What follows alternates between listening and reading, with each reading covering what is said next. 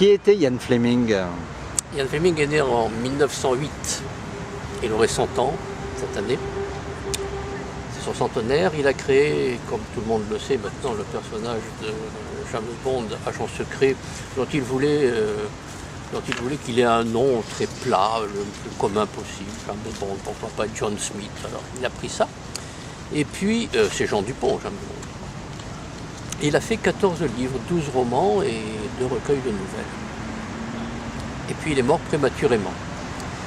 Sans même savoir en fait quelle serait la destinée de ce personnage. Il a vu les 2 premiers films, c'est tout, mais le délire mondial qu'on connaît au cinéma a commencé à partir du 3e. Donc il n'a même pas pu imaginer que plusieurs décennies plus tard, le personnage serait toujours là et que le cinéma, ayant épuisé toutes les ressources des ouvrages, en serait à inventer des scénarios originaux et à créer des personnages originaux en leur conférant un nom qui faisait Fleming, qui fait Fleming. Voilà. Qu'est-ce qui vous a amené, vous, à lire Fleming? Est-ce une lecture d'adolescents comme d'autres lisaient, Bob Moran, par exemple? J'avais lu les 14 ouvrages, je devais avoir environ 13 ans. Et 12-13 ans, oui, c'est ça. Je les avais tous lus. Et puis j'avais rangé ça dans un coin de ma tête. Et puis je me suis mis en 2007 à les relire. J'en ai relu un, le premier, Casino Royale. Dans la foulée, je les ai tous relus dans l'ordre chronologique. On m'a fait un peu la même chose que pour Albertine. Et je me suis aperçu que le plaisir était toujours présent. Pas énormément. Absolument toujours présent. Et que ces livres étaient bien fichus, écrits correctement, si tant est que la traduction ne les ait pas édulcorés, et qu'ils étaient bien faits, bien montés, bien conçus, qu'on ne pouvait pas s'arracher en arrivant en bas de la page à droite, on ne pouvait pas s'empêcher de tourner la page. Et que ça, c'était donc un souci d'efficacité, qui était assez remarquable sur le plan technique déjà. L'efficacité à 100%, on va au bout, on ne les lâche pas en route. Les religions, je me suis aperçu que ce n'étaient pas des romans d'espionnage au sens strict et traditionnel, mais qu'il y avait déjà là-dedans une dimension de fantastique, c'est pas le mot. Il y avait une dimension un peu étrange, une dimension qui atteignait l'improbable, c'est ce que disait Fleming lui-même, d'ailleurs l'improbable sans jamais tomber dans l'impossible. Et c'était ça qui était intéressant.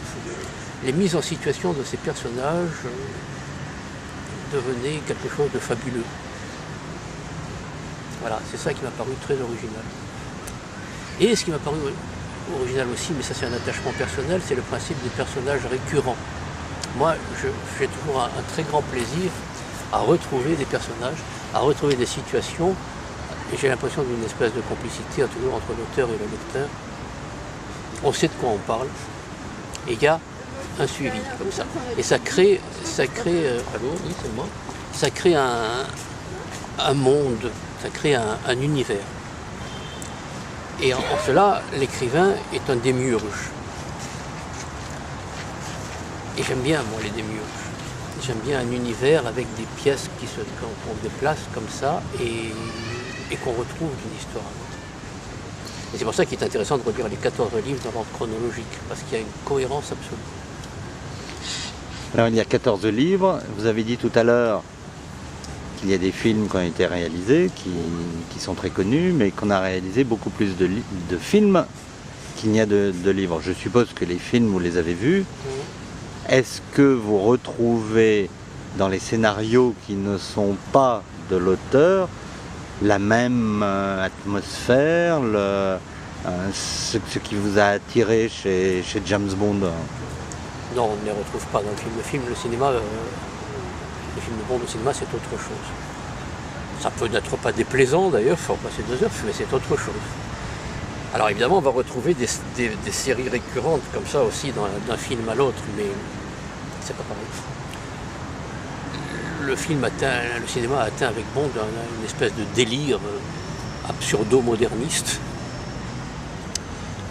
Les scénaristes et producteurs s'en sont bien rendus compte. D'ailleurs, ils commencent à revenir un peu en arrière et à essayer de retrouver un personnage humain.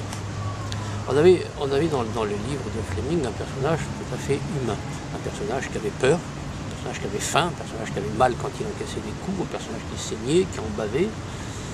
Un personnage mélancolique, un personnage qui avait des chagrins d'amour. On n'imagine pas Bond d'avoir des chagrins d'amour, pourtant il en a. Un personnage que les femmes plaquent. Ça existe dans le livre, c'est tout le contraire. Que les femmes plaquent. On n'imagine pas ça. Pourtant c'est vrai. Et c'est ça qui est intéressant, Fleming ne perdait pas de vue le sens de l'humain. Et c'est en cela qu'il s'inscrit, à mon sens, aujourd'hui dans la littérature populaire de bon niveau, au même titre que Sherlock Holmes ou Arsène Lupin.